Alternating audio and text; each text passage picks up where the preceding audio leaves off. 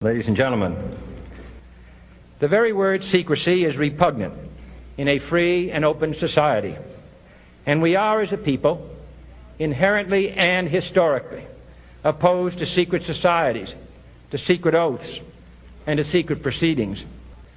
For we are opposed around the world by a monolithic and ruthless conspiracy that relies primarily on covert means for expanding its sphere of influence, on infiltration instead of invasion, on subversion instead of elections, on intimidation instead of free choice.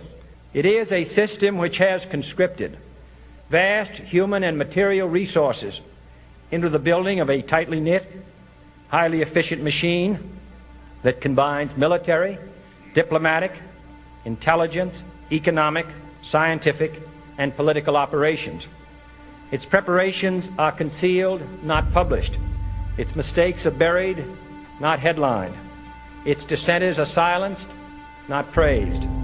No expenditure is questioned, no secret is revealed. That is why the Athenian lawmaker Solon decreed it a crime for any citizen to shrink from controversy. I am asking your help in the tremendous task of informing and alerting the American people, confident that with your help, man will be what he was born to be, free and independent.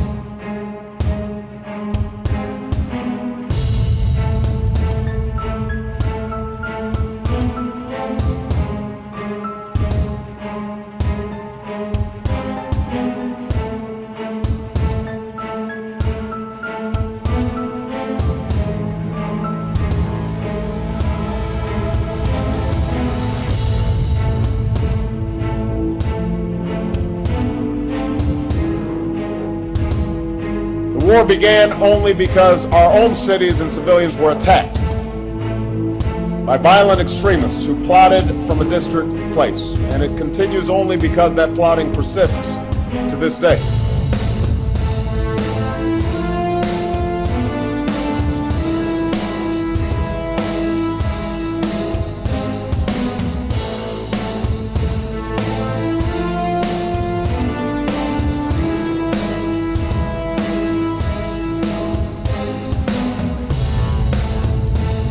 This is a different kind of war.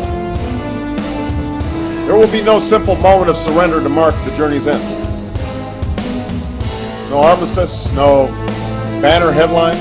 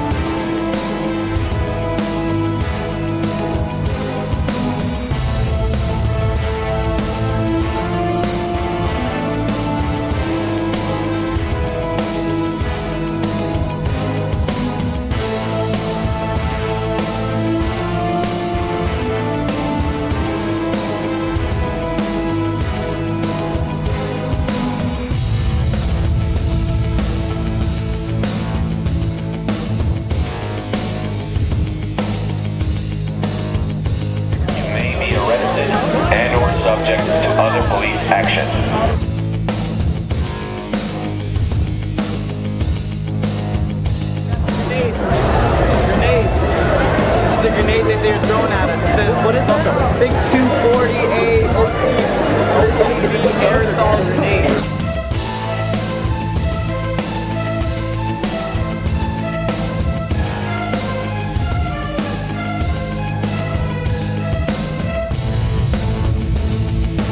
Which could cause risk of injury to those who remain.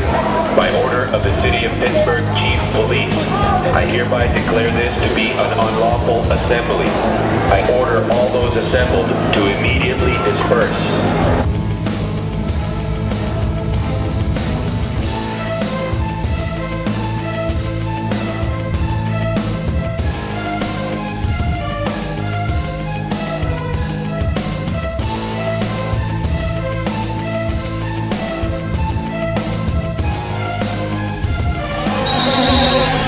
Quick, airborne, and controversial.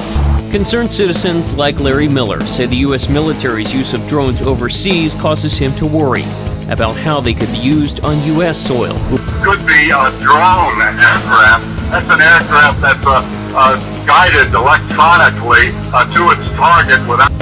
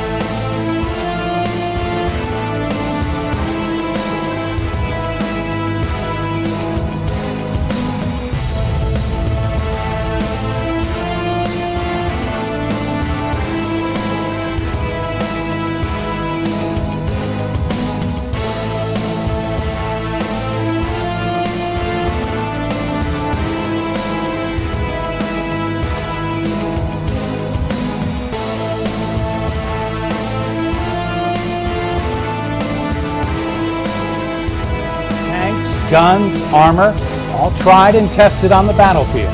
Now some of it is here in central Indiana on our streets, being used to keep us safe.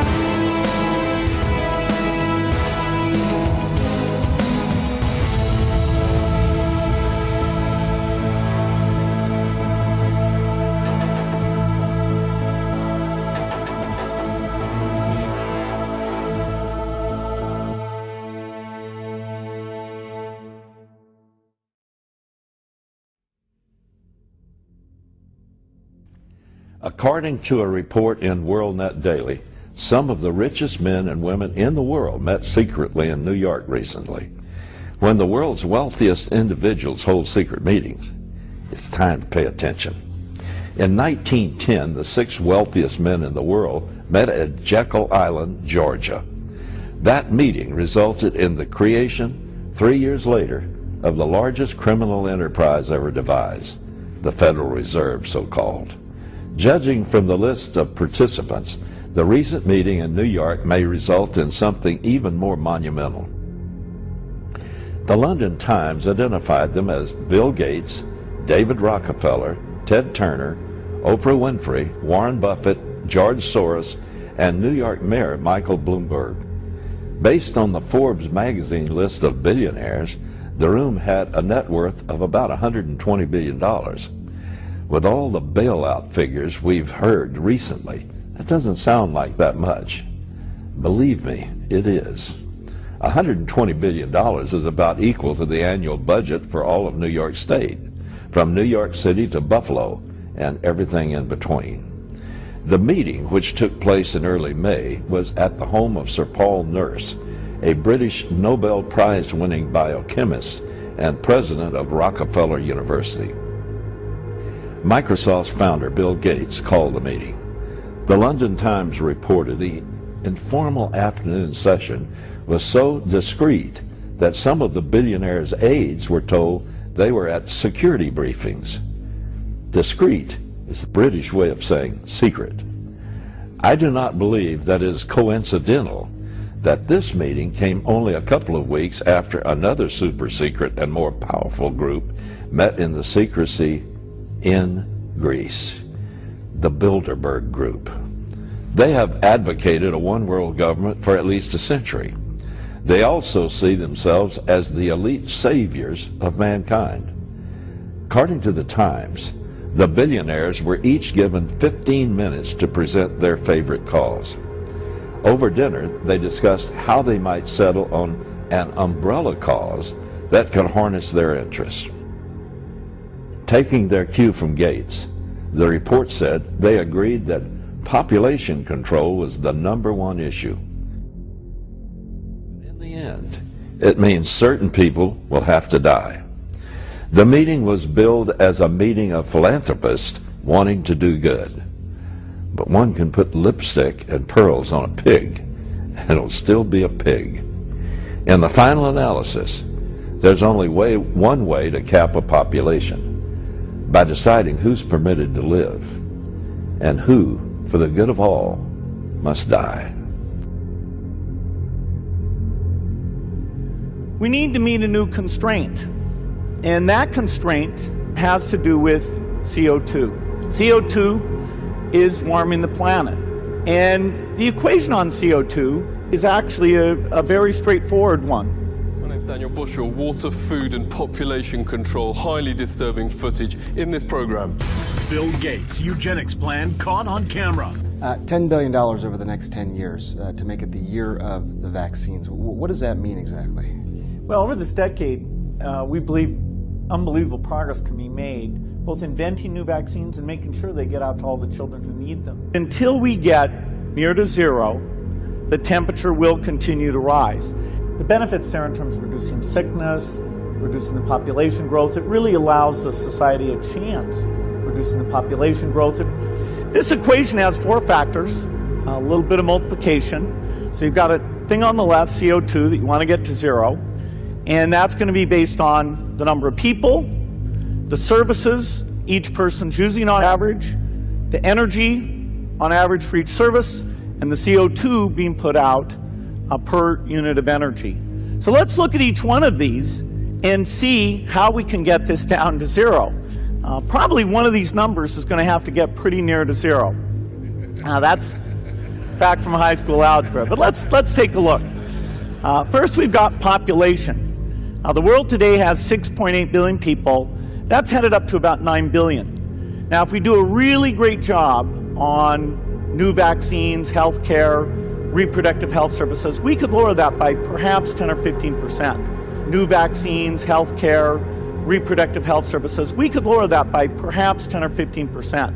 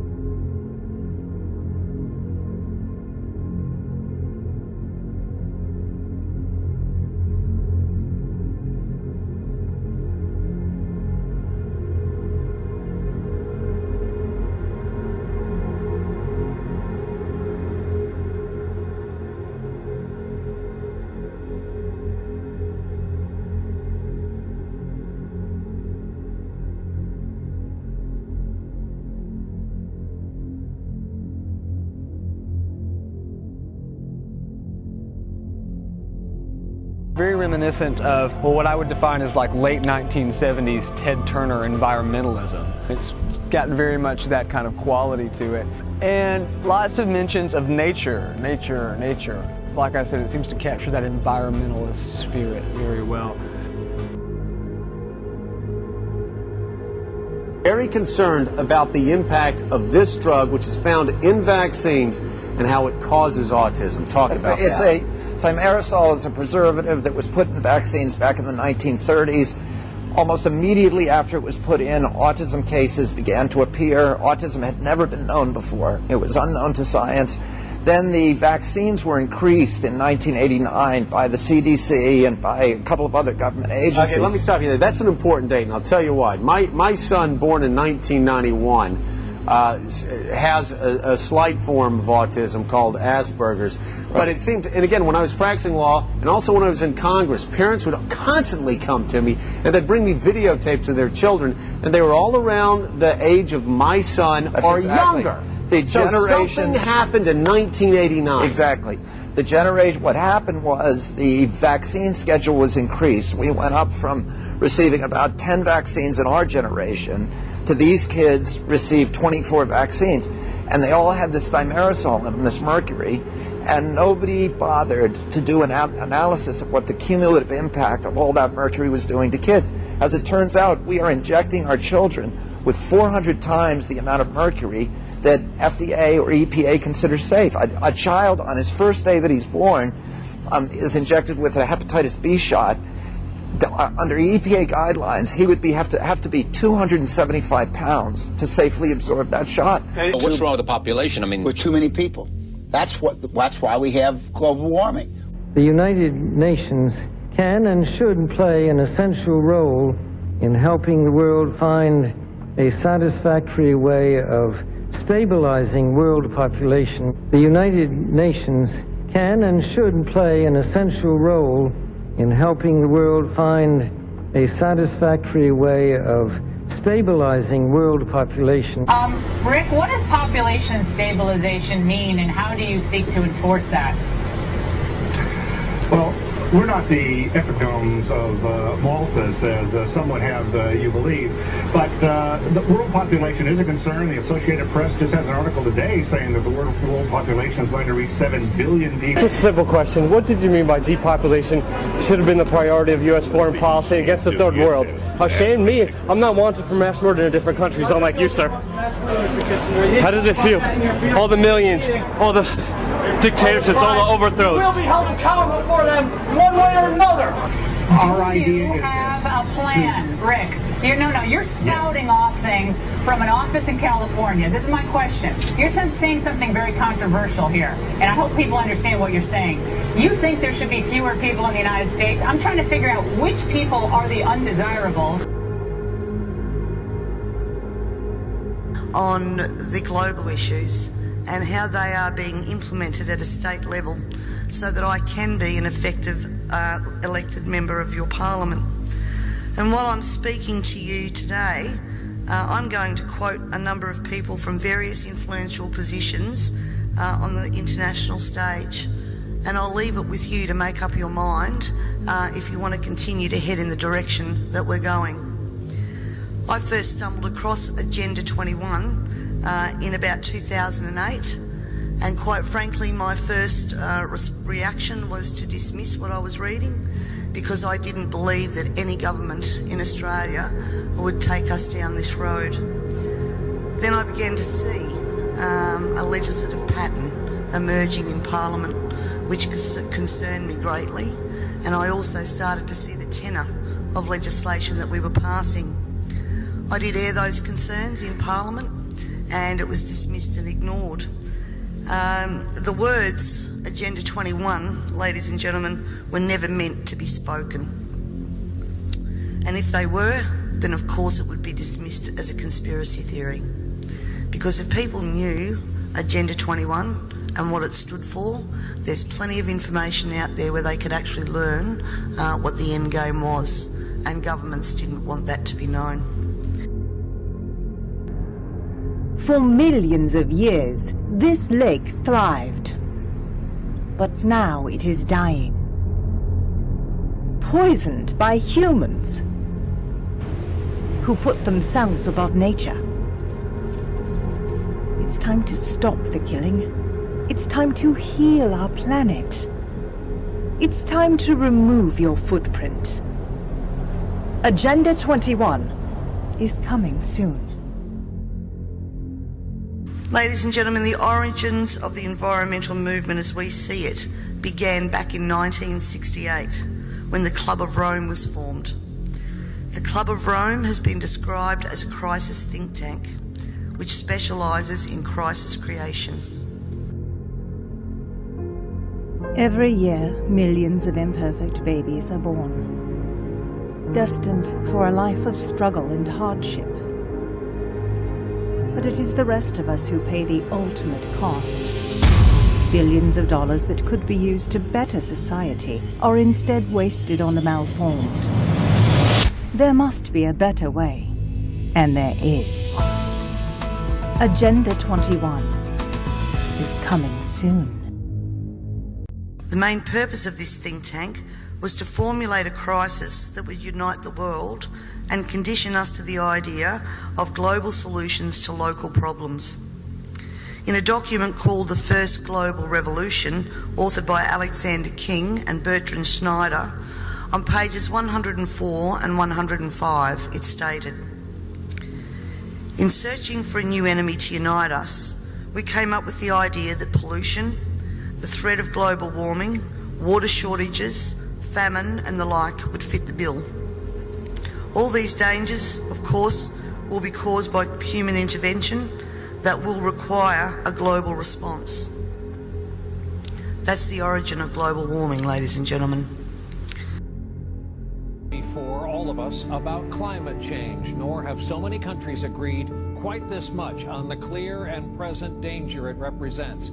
Here is the takeaway.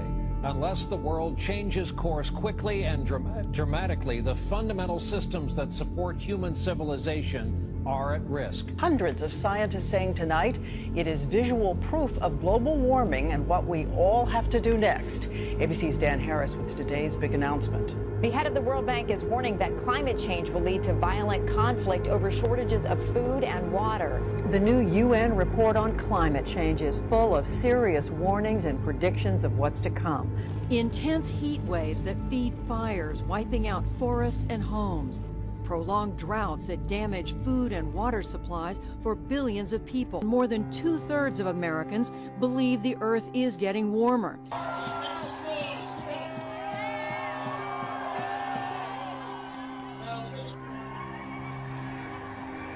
I do believe in climate change. There's something going on, the climate is changing. I think it's impossible not to believe in climate change when you see the devastation that's going on around the world. We're already experiencing climate change. We know that the worst is yet to come. And these aren't far distant impacts, you know, we're talking about an ice-free Arctic in the next sort of 4 to 5 years. That could have devastating consequences for the entire planet and fundamentally alter life for humans. If the world doesn't make big changes soon, by the year 2040, we could very well have released enough greenhouse gases that we will have locked in a global temperature rise of 3.6 degrees, which is where potentially irreversible and catastrophic changes kick in. Temperatures increased almost twice the global average rate in the past 100 years. There have been more intense droughts over wider areas, especially in the tropics. There's been less snow, fewer cold days and nights, and more killer heat waves. And the future, if we don't curb gas emissions, will only get worse. If we keep emitting greenhouse gases at current rates, we'll see bigger changes in this current century than we did in the last century. They estimate temperatures could rise between 3.5 and 8 degrees, and sea levels rise between 7 to 23 inches. It would also have wider security and stability implications. Earth is going on. Unless we act dramatically and quickly, he said, science tells us our climate and our way of life are literally in jeopardy. Rising sea levels are making storm surges more deadly. Wildfires and heat waves are more intense. Glaciers are shrinking. In fact, anybody who eats is under threat from climate change. Oppenheimer says yields of two crucial crops, wheat and corn, are decreasing because of the changing climate. But if nothing is done, the report warns snowpacks in the American West will continue to shrink, causing water shortages and worsening droughts, and the record-breaking heat of 2012 could become routine.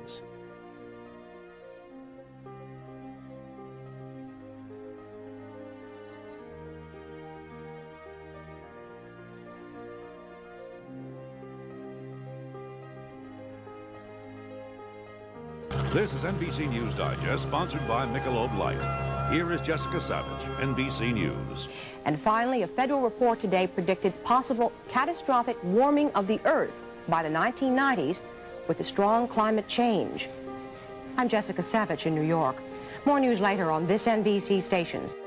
If the world doesn't make big changes soon, by the year 2040, we could very well have released enough greenhouse gases that we will have locked in a global temperature rise of 3.6 degrees, which is where potentially irreversible and catastrophic changes kick in.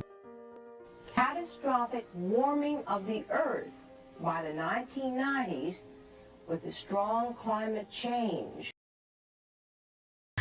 In 1992, former President of the United States, George Bush Sr. said, effective execution of Agenda 21 will require a profound reorientation of human society, unlike anything the world has ever experienced. A major shift in the priorities of both governments and individuals, and an unprecedented redeployment of human and financial resources.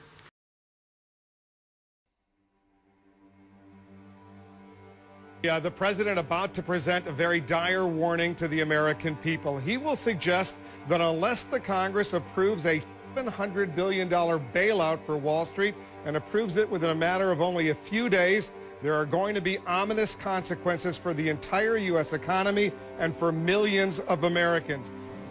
But while the decline of the stock market's devastating, the consequences of the credit crisis that caused it will be even worse if we don't act and act immediately. And that's why I'll be flying back to Washington immediately after this rally.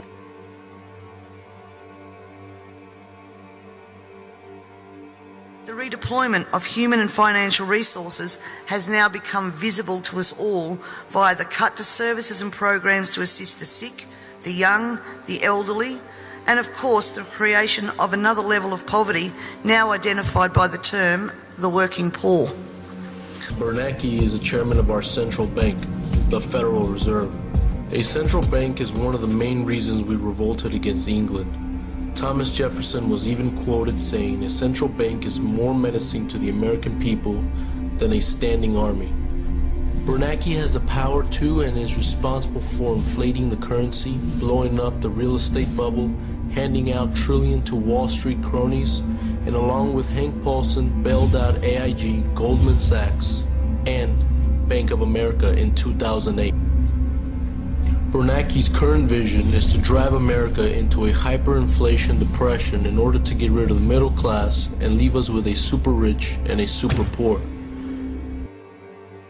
From Ohio, the only way they can pass this bill is by creating and sustaining a panic atmosphere. That atmosphere is not justified. Many of us were told in private conversations that if we voted against this bill on Monday, that the sky would fall, the market would drop 2,000 or 3,000 points the first day, another couple thousand the second day, and a few members were even told that there would be martial law in America if we voted no. Redeployment of human and financial resources. This shift will demand that a concern for the environmental consequences of every human action will be integrated into individual and collective decision-making at every level. All of the conspiracy theories that you've ever heard about one world government, about the UN takeover of the world, all of those conspiracies have now been laid to rest. There's nothing conspiratorial about it. It's all published. J. Gary Lawrence, advisor to President Clinton's Council on Sustainable Development, participating in a UN advocated planning process would very likely bring out many of the conspiracy-fixated groups and individuals in our society, and here we are.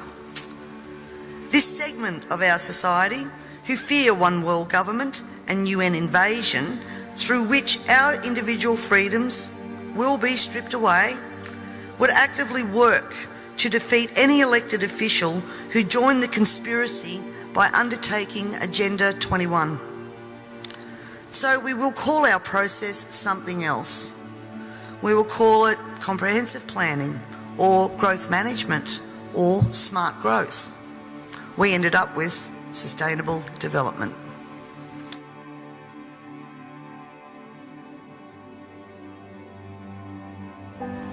The Earth just cannot handle the sheer number of humans who live here. Something has to give. And I believe that it's up to us who have lived a good life to make sure that our children will have the opportunity to live good lives too. I have lived a good life. I have lived a good life. I have lived a good life. I have lived a good life.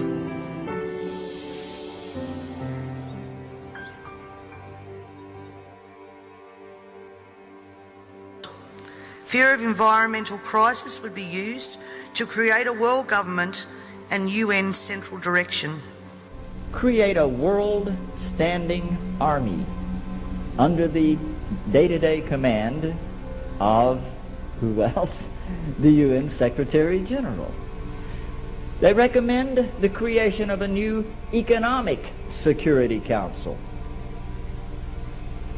into which the World Bank, the International Monetary Fund, the United Nations Development Program, and the World Trade Organization would all be consolidated. A unified worldwide banking scheme, currency. I don't think I need to draw any more pictures on that. There's no such thing as a global agenda. Hey, friend, you're absolutely wrong. Here it is. It's called Agenda 21.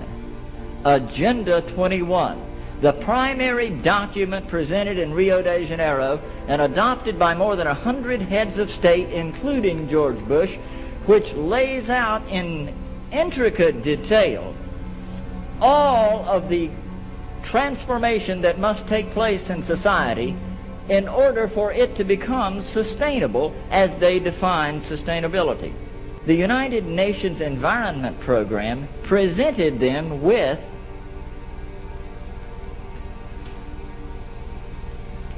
a global biodiversity assessment. Started in 1992 with a grant from the Global Environment Facility for $3.3 million, orchestrated and coordinated by the World Resources Institute and the World Wildlife Fund and the International Union for the Conservation of Nature. This is 1,140 pages that explains how to implement the 16-page treaty on biodiversity. The last 200 pages, section 13, deals specifically with a system of protected areas. It defines what a system of protected areas is. It includes core wilderness areas surrounded by buffer zones, similar to those used in the biosphere reserves, created under a UNESCO program and promoted by the United States Man in the Biosphere program, not under authority of any treaty, but by voluntary agreement with the United Nations. These biosphere reserves are to be the nucleus for the core wilderness areas. Scratching my head here, what on earth is going on? And then I stumbled on page 993, and friends, if you don't think that's some heavy reading at night, page 993, after describing these protected areas, sums it all up by saying, the recently published Wildlands project in the United States is the central theme of protected areas. And on page 15 of the Wildlands Project, Dr. Reed Noss says that we must convert at least 50% of the land area of North America to wilderness, off limits to human beings.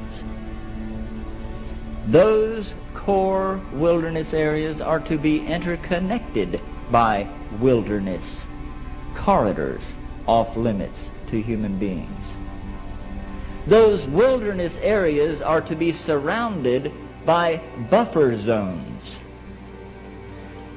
that may have limited resource use under the supervision and permitting of the federal government, in collaboration with non-government organizations. Human population is to be resettled into the remaining 25% of the land, into communities that are described as sustainable communities.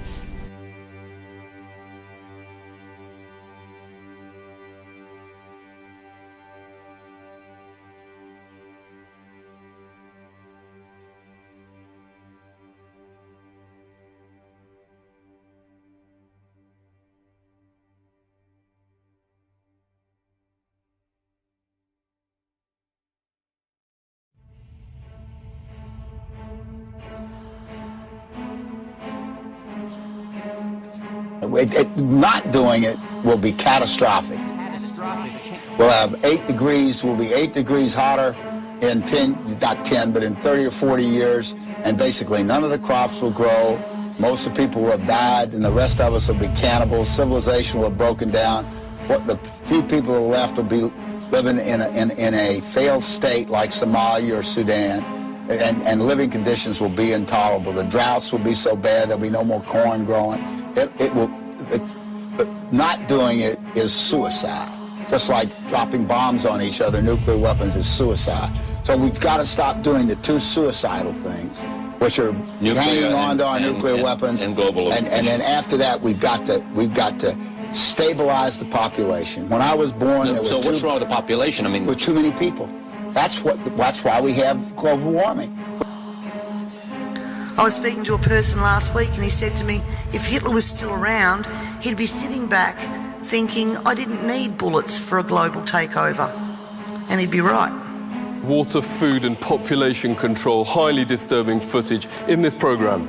Bill Gates' eugenics plan caught on camera. Intuitively, you look at the spike, you look at what happened with the Marisol, there is no doubt in my mind, maybe it's 2 years from now, maybe it's 5 years from now, maybe it's 10 years from now, we're going to find out that the Marisol causes, in my opinion, autism. A single independent study conducted on the impact of genetically modified food shows that it damages organs, it causes infertility, it causes immune system failure, it causes holes in the GI tract, it causes multiple organ system failure. That goes through all of the science, but the science is clear, and what happens is, I read the science at first, and there's literally hundreds and hundreds of studies that connect thimerosal to these disastrous neurological disorders. Then I talked to the scientists, then I went and I talked to the federal bureaucrats who are defending thimerosal, and I said, what are you relying on? And I looked at the science they're relying on, and I can tell you, Joe, it is so weak. And you and I have seen, legal practice with junk science, and we know, what these phony scientists are who create this stuff. It happened in big tobacco. Right. It happens in big oil. It's happening in global warming. And now it's happening in a way that's impacting our kids' lives. This is classic tobacco science. It is junk science. And I was looking at these reports and saying, this is the best. This is what you're relying on.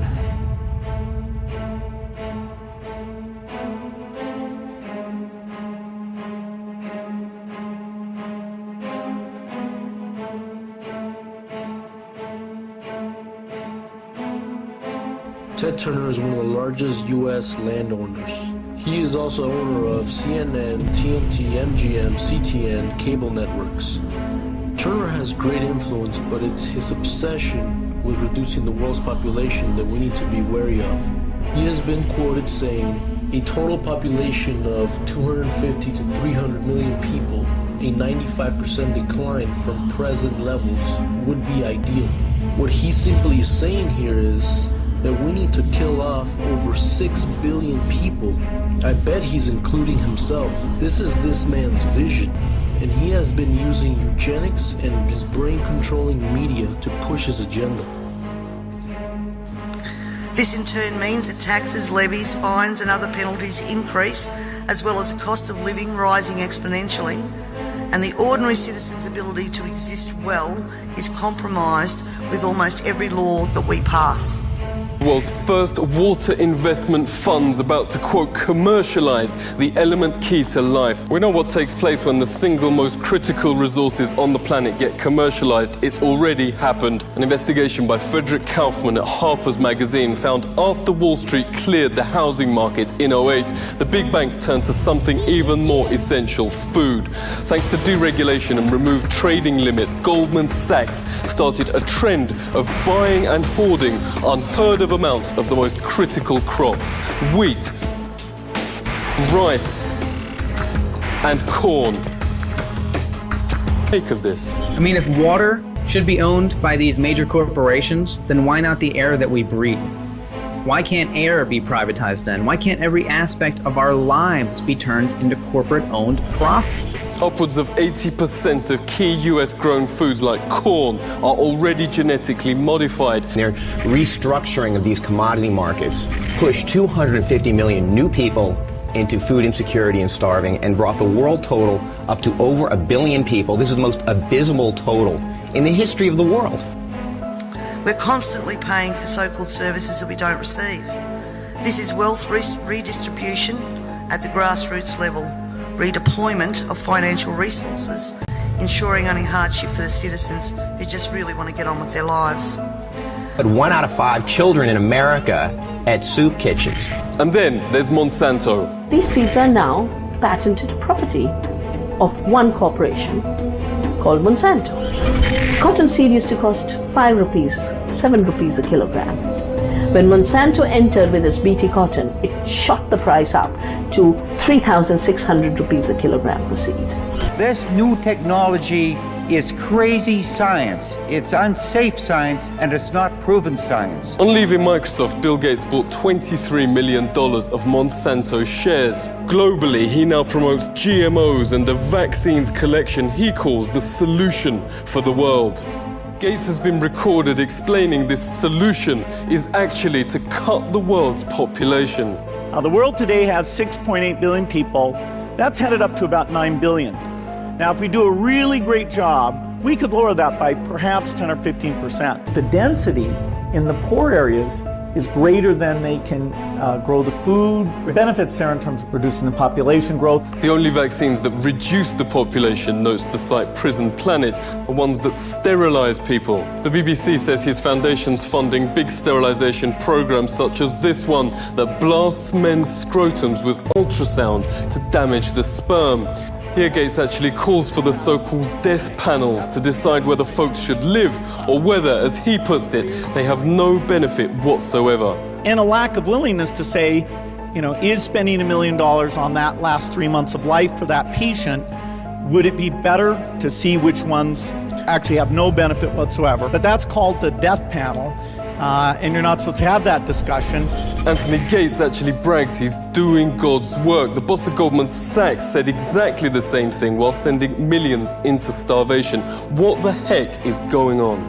His father was one of the main grandfathers of the whole entire eugenics movement here inside the United States, and it's still going strong today. My dad was head of Planned Parenthood, and it was very controversial. And Bill Gates is here once again pushing the GMOs and everything else that is also reducing the population, because that's what he says. If we do a good enough job with vaccinations and everything, we'll be able to reduce the population. The polio vaccines now are the #1 cause of polio. There's no question that Bill Gates is not doing God's work. And if he is doing God's work, I would ask, which God? Yeah, how have we moved to open plans to take away our water, hoarding food, and population controls?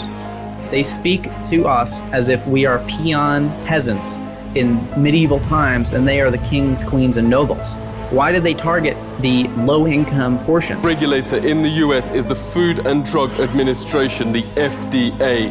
Obama's made Monsanto Vice President Michael Taylor the food czar in charge of America's food safety itself. This documentary notes some of the consequences. The U.S. government's WIC program provides free formula to over 2 million newborns, but only the genetically engineered varieties. 35 years ago, no one was allergic to anything. And now everything. I have people that are allergic to parsley. When you link it to the GMO issue, it resonates like you would not believe. The villain in this is Obama to me, because first of all, he promised blatantly that he would look into this and do something, and he didn't. We'll let folks know whether their food has been genetically modified, because Americans should know what they're buying. He also appointed, what is the guy's name? Michael Taylor. Used to be a VP at Monsanto, the seat of evil, to be the food czar, the FDA Deputy Commissioner of Food. And of course, Monsanto's latest Frankenfood got speedy approval because this guy is in charge of it. Because it's like putting Jerry Sandusky in charge of Chuck E. Cheese. Of course he's going to approve. Monsanto's the company that told us that PCBs were safe. They told us that Agent Orange was safe. They told us that DDT was safe, and now they're in charge of telling us if their own genetically modified foods are safe. Because the FDA doesn't require a single safety study, they leave it to Monsanto. As I looked at my tube of toothpaste, it says drug facts. I know it's a drug. If I were to give it to you, it'd have to be a prescription. That's for swallowing. When it comes to toothpaste, it also says don't swallow. And if you do swallow, contact a poison control center. Well, the amount of fluoride that they're talking about is a pea-sized amount of fluoride. You probably don't see that in advertisements, a pea-sized amount of fluoride. Usually when I see an advertisement, it looks more like a Dairy Queen ice cream cone. That amount is 1/4 milligram of fluoride. Well, that's the same amount of fluoride as what we find in 8 ounces of water. 1/4 milligram of fluoride, 1/4 milligram of fluoride. Don't swallow. If you do, call the Poison Control Center. One of the things that concerns me is water fluoridation for infants. The American Dental Association and Center for Disease Control recommend that infants not receive water for drinking nor for making their formula. It's 250 times more concentrated in fluoride than mother's milk. Shouldn't fluoridate water and harm our most vulnerable? The next thing I looked at was dental fluorosis. These are the white and brown spots on the teeth. The only thing that causes dental fluorosis is fluoride. Too much fluoride ingested, usually during the developing years, birth to about 8 years of age. When I see people coming in to have treatment for dental fluorosis, I mention to them that they have had too much fluoride. And this is an indication that the rest of their body has probably had too much fluoride also, their bones and in the rest of their organs. Comparing different countries of the world, we can see that no matter what we do on fluoridation, whether the country fluoridates or no fluoride at all, decay is reduced the same amount in all countries.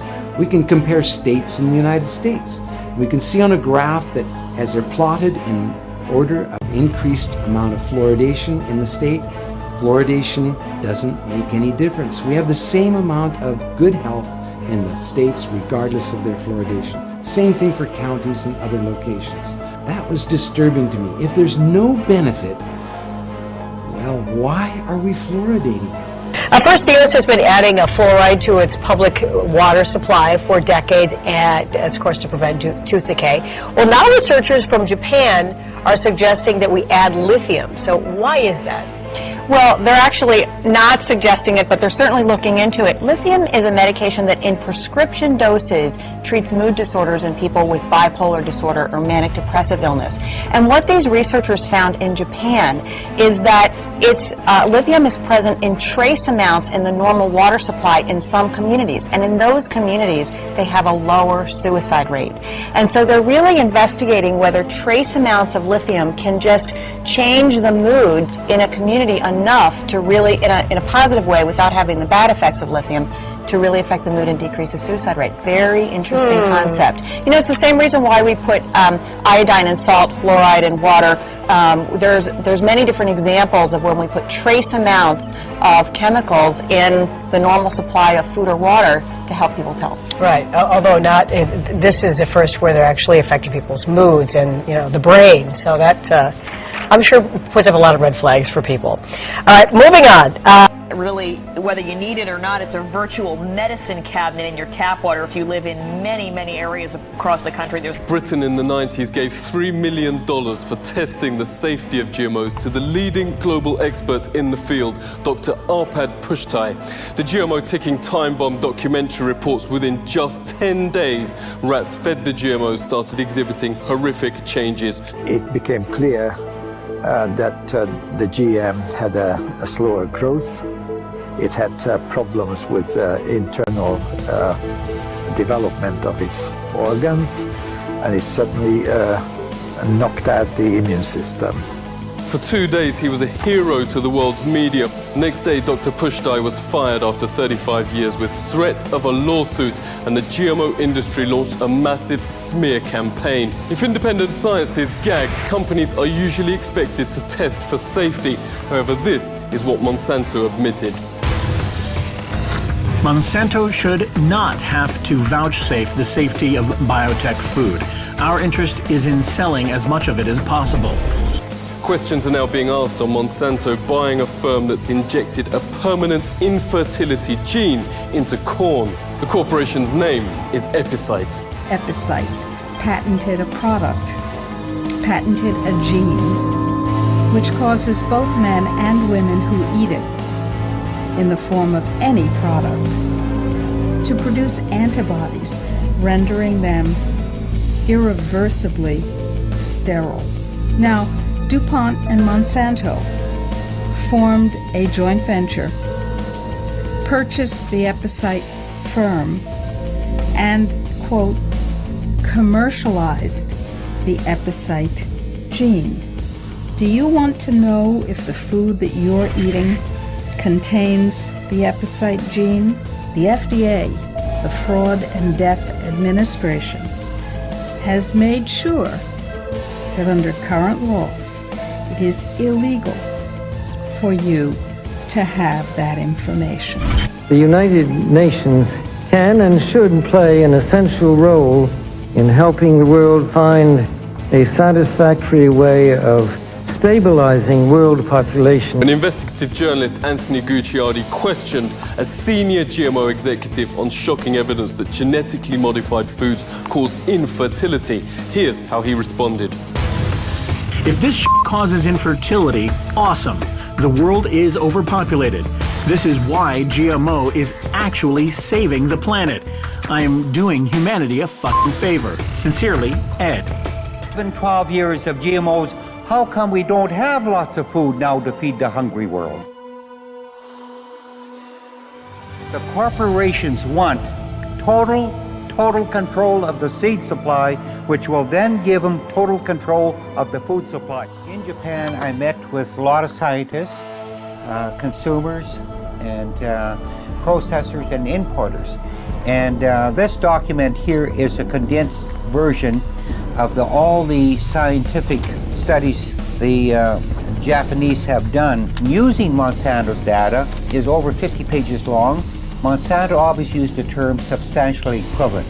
The food is very similar, but the Japanese scientists say that it is not substantially equivalent. The food is different, and that you've changed through genetic engineering or genetic modification, you've changed the structure of the food, and it's not the same, and it can have very harmful allergens or bacteria, that because the viruses and the bacteria that they use for the transferring their genes are also in that food. So it is not the same, and it can have very possible long-range health effects by eating it. In other words, what Monsanto presented to our governments in North America is false, and that it is not safe and it's not substantially equivalent, which means it's not the same as other regular food.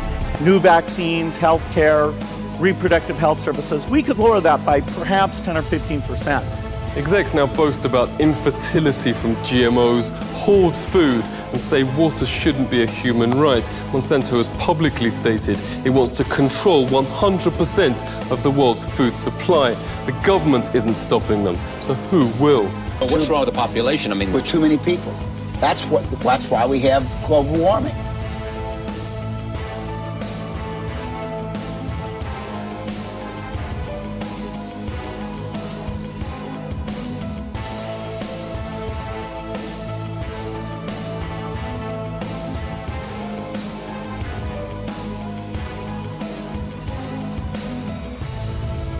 Could a strange substance found by a Southwest Arkansas man be part of a government test? Well, that's the question at the heart of a phenomenon called chemtrails, now getting widespread attention. Well, they say the government is dumping chemicals on us to control or manipulate the weather. And they say the unusual-looking jet trails in the sky are actually chemical-laden chemtrails. People say the government is up there in airplanes spraying all kinds of chemicals to change or manipulate the weather, leaving what you see there, and they call that a chemtrail. So what I look at there and I think are contrails, you're telling me are chemtrails. Yes, that a contrail would be dissipated by now. And it's interesting, Dale and Christina, this is of interest not just in this country, but European countries and frankly all over the world. A lot of folks interested in it. Well, Dave, you mentioned that climatologists and others who study the atmosphere believe that they'd be able to surely spot any kind of signs of an ominous plot. Chemtrails. On the internet, they are cited as proof of the government creating clouds to combat global warming. They claim the American government, with the secret approval of the national government, is covertly using jet aircraft to spray population centres with aluminium, with barium, and with strontium so as to reduce people's immunity and reduce the global population. The apparent motive behind this conspiracy theory is one world government. It is called geoengineering, fighting global warming by putting a chemical dust in the atmosphere. And use aircraft patent from 89, they talk about aluminum. And that's why we're seeing in the surface water samples aluminum. And here's David Keith saying that aluminum has 4 times the reflective volume surface area.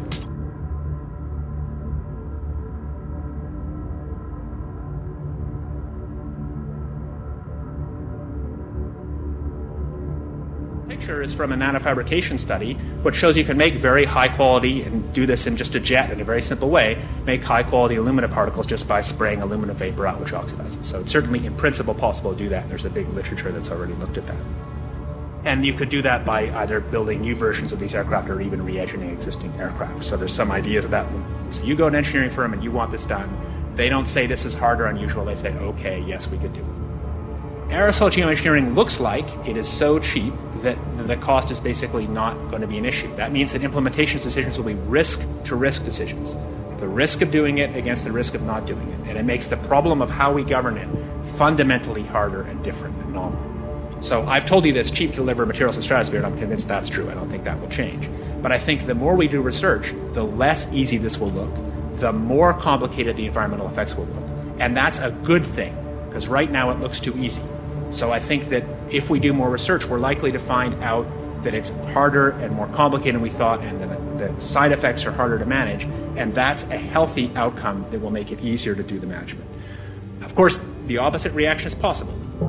It's an empirical question, how people will actually react to knowledge about this. Another reaction is to say, if these crazy scientists are so concerned about putting CO2 in the atmosphere, they want to think about these things, then that might actually mean we should be more serious about the risks of CO2 in the atmosphere. And by the way, it's not really a moral hazard. It's more like free riding on our grandkids. It's been studied, and also the effects of a highly reactive metal like aluminum on toxifying soils and waters. The question is, what would be the effects of these materials on human health if they came down into the stratosphere, in particular small particles and aluminum? So the collaborators of mine working on the aerosol scheme are actually folks from Carnegie Mellon who've focused on human health impacts. And while we haven't published it, that was the very first thing we did, was do the order of magnitude calculation in level pencil and paper, but with an expert on human health impacts about whether there could be an issue. And for aluminum or other particles, there are a lot of toxicological things that need to get looked at seriously.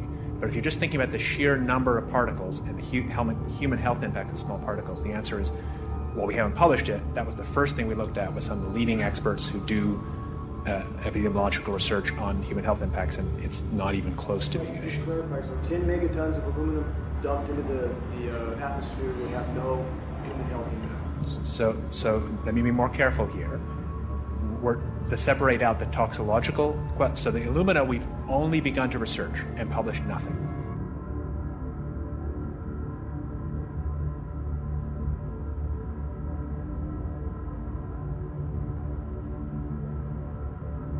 We haven't done anything serious on alumina, and so there could be something terrible that we'll find tomorrow we haven't looked at. Dr. John Holdren has agreed to serve as Assistant to the President for Science and Technology and Director of the White House Office of Science and Technology Policy. I look forward to his wise counsel in the years ahead. My personal opinion is that we have to keep geoengineering on the table. We have to look at it very carefully because we might get desperate enough to want to use it.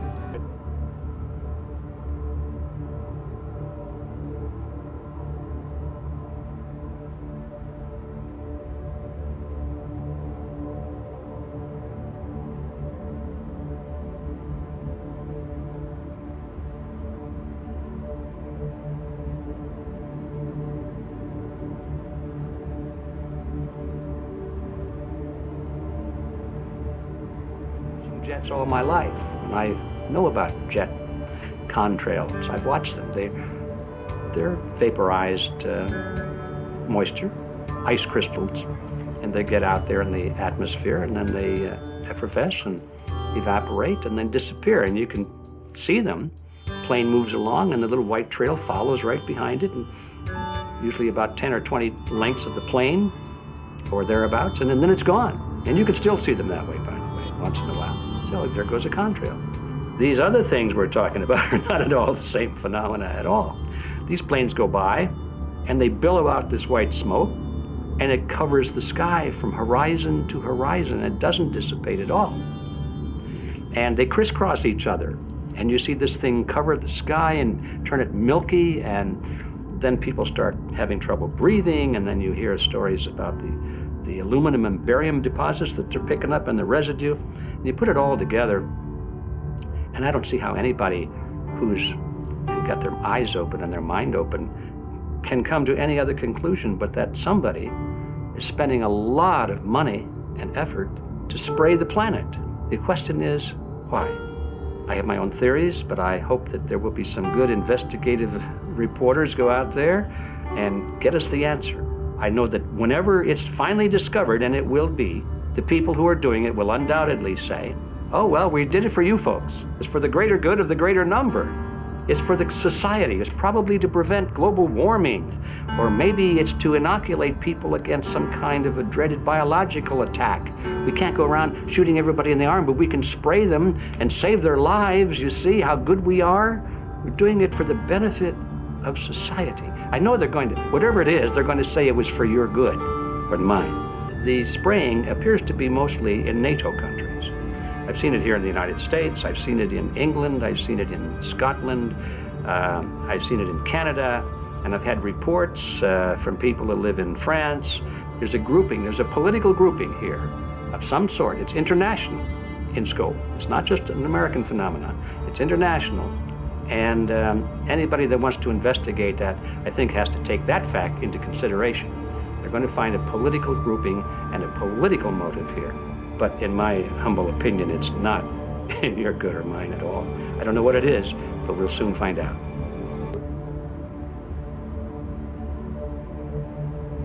I saw the sky crisscross with chemtrails. And I can't remember if it was in LA or if I was on the road, but I had looked up one day and I thought, look at that. That's not the flight path, man. That was a grid, a regular grid over the city, and I couldn't believe my eyes. It's available to any online. It's called Owning the Weather, an expressed goal of our government, and not just our government. He told the Associated Press that the American government has created weather tampering techniques so that the New World Order will be able to starve millions of Americans and to control the rest. There is weather control techniques. Number one, the entire patents on the equipment. Number 2, Senator Claiborne Pell's complete statement and story of his own that not only does it exist, but that we even utilize it as far back as the Vietnam War.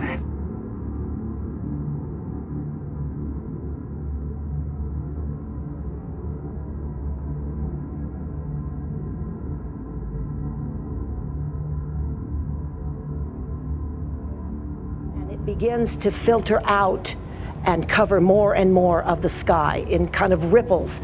It widens out and fills the whole sky. I mean, how could anybody think that that was the case?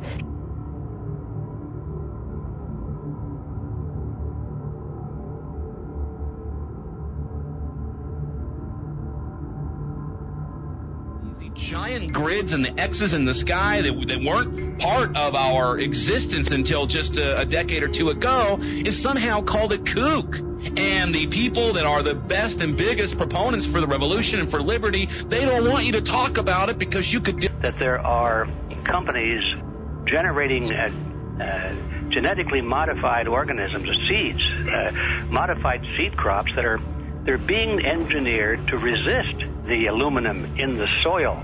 A lot of crops won't grow in that. And so now, after they've messed up the soil, all the farmers were going to have to go back and buy seeds that have been genetically engineered to resist the aluminum that have been put into the soil. And all of a sudden, mankind is completely dependent upon these companies like Monsanto and other giant agricultural firms. You can't even grow natural seeds anymore. And we're looking at that. It's a shocking thing. I hope we don't find that that's true, but all the arrows right now are pointing in that direction.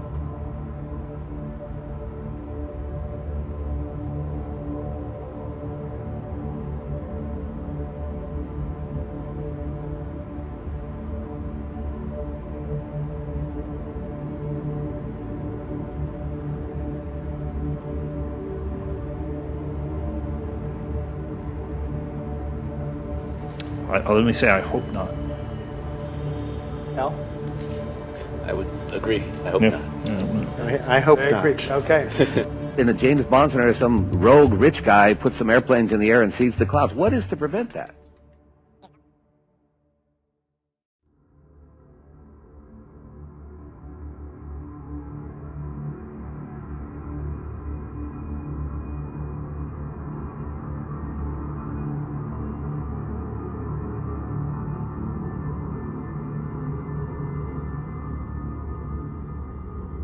Starting to die. The solution is company X that says, hey man, you're not getting yields on your crop.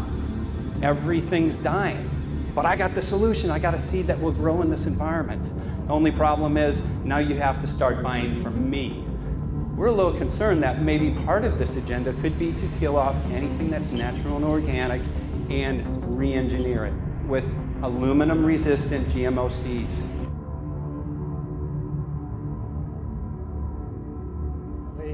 It's not just big governments that could do this. It is small governments. It is billionaires probably could figure out, I'm going to save the world all by myself, and I won't bother to mention it. Someday, if the U.S. is going to decide to do this stuff, they're going to look to a company who can do it, and you want to be positioned. Boeing would rather be get it than Lockheed Martin. So certainly we have an industrial base that helps the country take on technologies and large-scale challenges like national defense. How would you suggest going about that? You can't. I don't add. I mean, it's your job to decide what to tax and what not to tax. Obviously, if you wanted people to behave differently, you give them incentives and disincentives for behavior. But I'm sure that's the answer you wanted to hear, Mr. Smith. If only my time had not expired. Thank you, Mr. Chairman.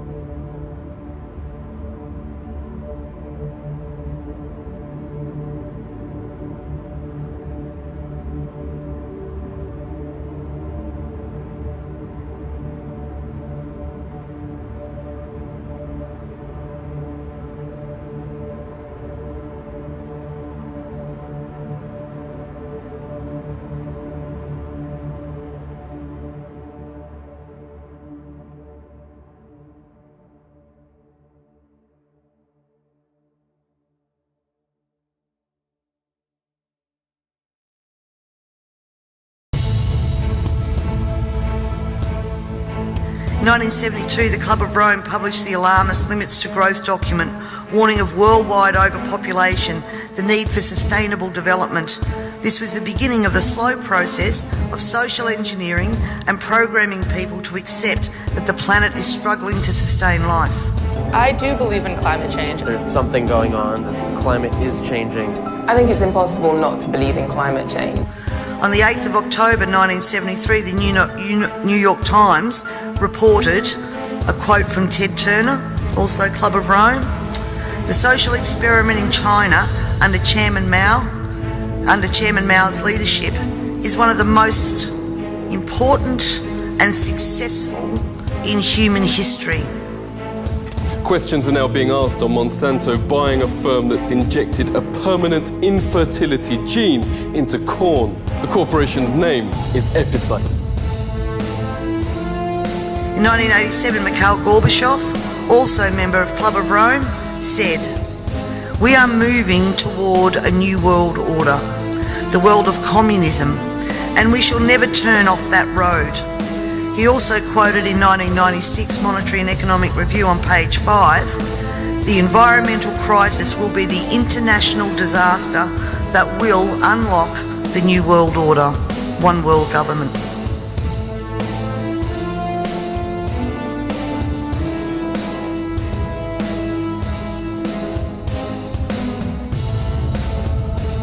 In 1992 came the Earth Summit, which produced the document called the Earth Charter. This document was co-written by Maurice Strong, long-time globalist, elitist, member of Club of Rome, and Mikhail Gorbachev. Both Strong and Gorbachev stated that it was hoped that this document would be adopted as the new 10 Commandments, with environmentalism as the new one world religion. Very reminiscent of what I would define as like late 1970s Ted Turner environmentalism. Out of this summit came Agenda 21. Ted Turner, who was also a member of the Club of Rome, was quoted as saying in 1996, "The total population of 250 to 300 million people is ideal."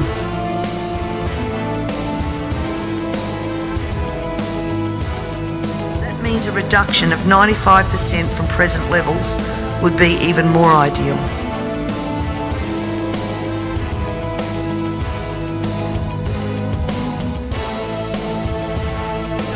The Baltimore Sun reported on July the 7th, most of Ted Turner's first donation to the UN of $22 million went to programs that seek to stall population. Another goal of the depopulation process is that the upcoming generation will submit to sterilisation to save Mother Earth. The United Nations can and should play an essential role in helping the world find a satisfactory way of stabilizing world population. That every person you elect fully understands this policy that is being rolled out via local, state and federal government at a concerning rate. We're not talking about decades, we're talking about only years. Even 12 years of GMOs, how come we don't have lots of food now to feed the hungry world? Before this is fully implemented. And every day another law is passed, is introduced to produce the end game of Agenda 21 being fully implemented. We need to meet a new constraint, and that constraint has to do with CO2. As Agenda 21 became more and more apparent to me, I began using the line in Parliament that government was now declaring war on its own citizens. This is a first where they're actually affecting people's moods and the brain, so that I'm sure puts up a lot of red flags for people. All right, moving on. Carbon tax, climate change, and Agenda 21. Can democracy survive all three? Needs to be answered, and answered now.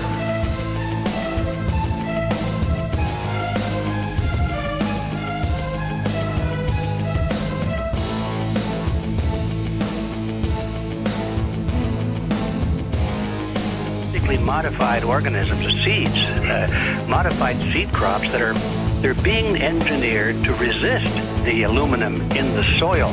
A lot of crops won't grow in that, and so now after they've messed up the soil, all the farmers were going to have to go back and buy seeds that have been genetically engineered to resist the aluminum that have been put into the soil.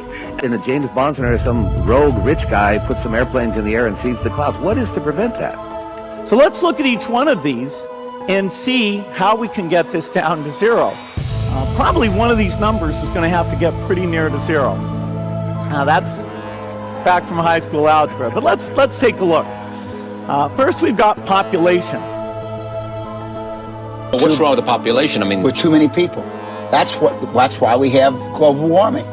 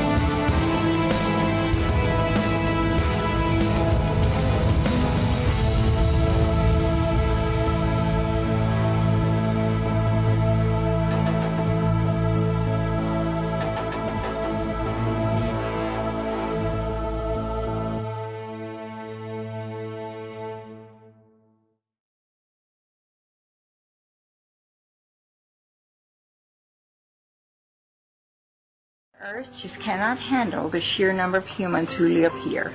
Something has to give. And I believe that it's up to us who have lived a good life to make sure that our children will have the opportunity to live good lives too. I have lived a good life. I have lived a good life. I have lived a good life. I have lived a good life.